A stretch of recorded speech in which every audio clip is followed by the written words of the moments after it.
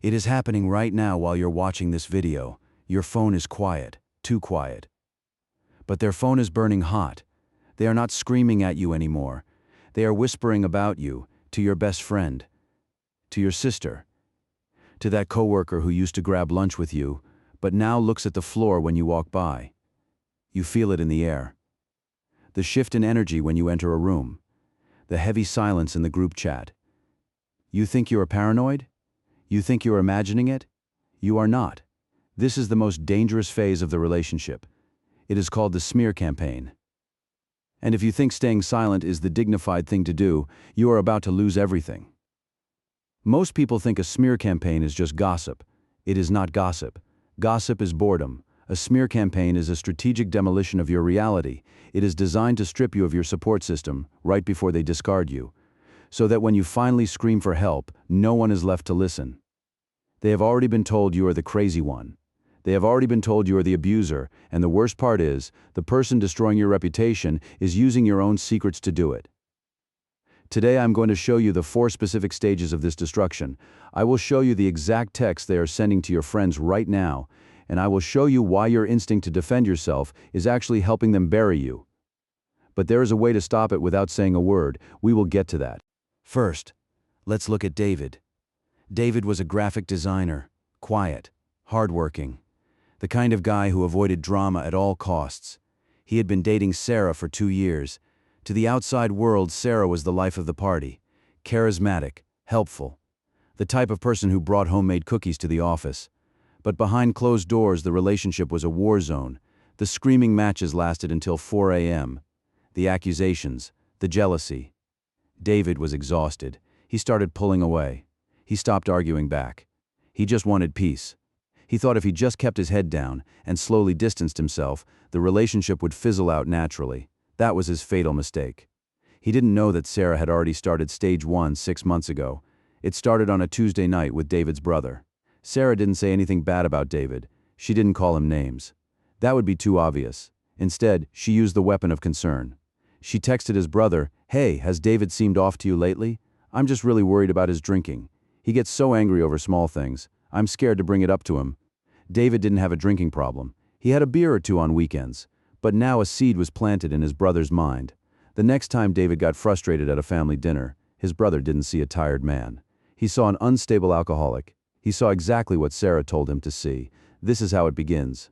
Not with a shout, but with a whisper of concern. Sarah was rewriting history while David was sleeping next to her.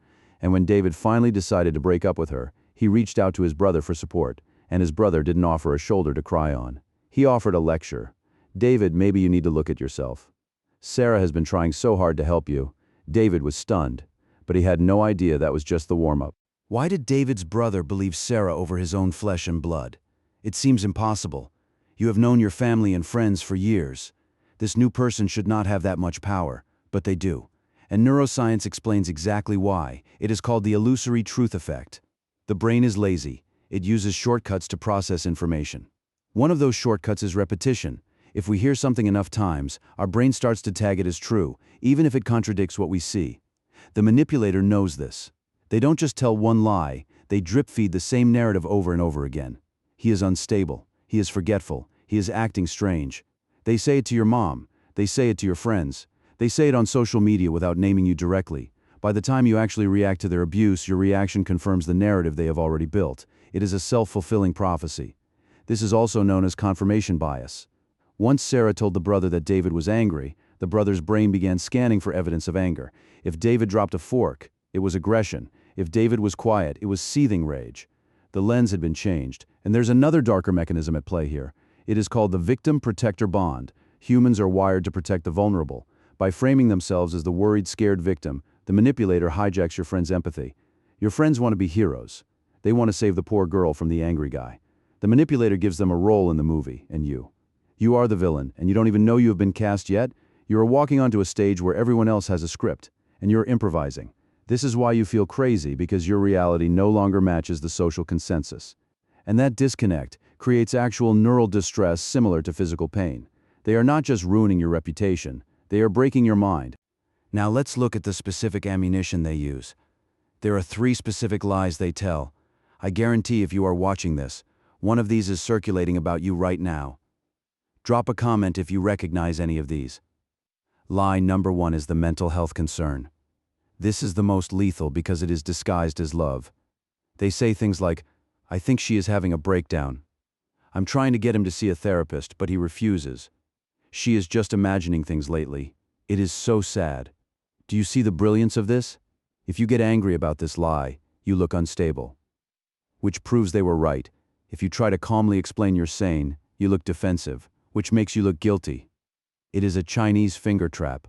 The harder you pull, the tighter it gets. Lie number 2 is the projection accusation. They take the exact thing they did to you, and they say you did it to them. If they cheated on you, they tell everyone you were pathologically jealous and accuse them of cheating.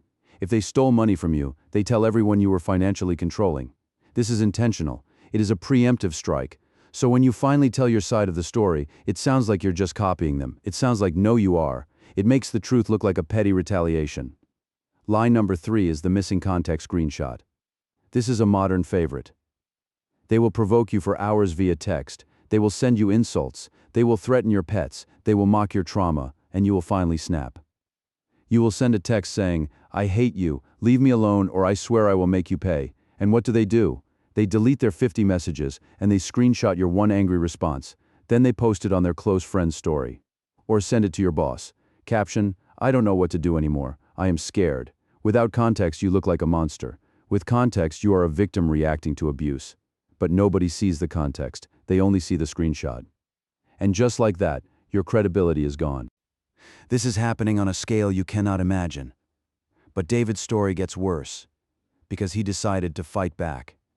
He decided to expose Sarah. He wrote a long Facebook post explaining everything.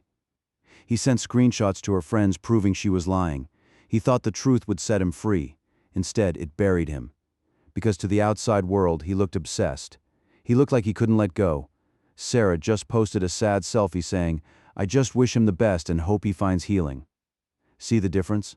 She looked gracious. He looked manic. This is the trap. The more you explain, the more you lose. So what do? Do you just let them destroy you? Do you let them win? No, you have to understand that this is a game of energy. And right now, you are feeding them. The smear campaign relies on your reaction to fuel it. If you react, you give them content. If you defend yourself to the flying monkeys, those are the people the narcissist has recruited. They will run back to the narcissist and report everything you said. "Oh, David is so upset, he told me this and that." The narcissist loves this. It proves they still control your emotions. The solution is counterintuitive. It feels like walking through fire, but it is the only way out. You must implement the strategic silence, not the silent treatment. That is manipulative. Strategic silence is dignity. Step 1. Cut the supply line. Do not talk to the mutual friends about the manipulator, not even to defend yourself. If they bring it up, you say, "I am sad it ended that way, but I wish them well," and then you change the subject. This confuses the flying monkeys. They were told you were crazy and obsessed. But here you are, calm and moving on. It creates a glitch in the matrix. Step 2. Live well visibly. The smear campaign says you are falling apart. So you must show you are building. Go to the gym, focus on your work. Post normal, happy things. Not over-the-top happy, that looks fake. Just stable. Stability is the narcissist's kryptonite. Step 3. Wait for the mask to slip. This is the hardest part. You have to wait. Eventually the manipulator will get bored of your silence. They will need a new reaction. They will escalate. They will start attacking other people. They will turn on the very friends they lied to you about. And one by one, those friends will come back. They always do. They will say, "You were right about her." And when they do, you do not say, "I told you so." You just nod, because you don't need their validation anymore. You already validated yourself. Listen to me closely. Your reputation is not what people say about you. It is who you are. Lies have a shelf life. The truth has endurance. Let them talk. Let them post. Let them spin their webs. You have better things to do. You have a life to rebuild. But be careful. Once the smear campaign fails and they realize they can't destroy you socially, they will try to destroy you financially. They will come for your job or your assets. And you need to be ready for the next level of warfare. I did a deep dive on how to protect your money from them. You should watch that next. It is on the screen right now. Don't let them take anything else from you. Click it.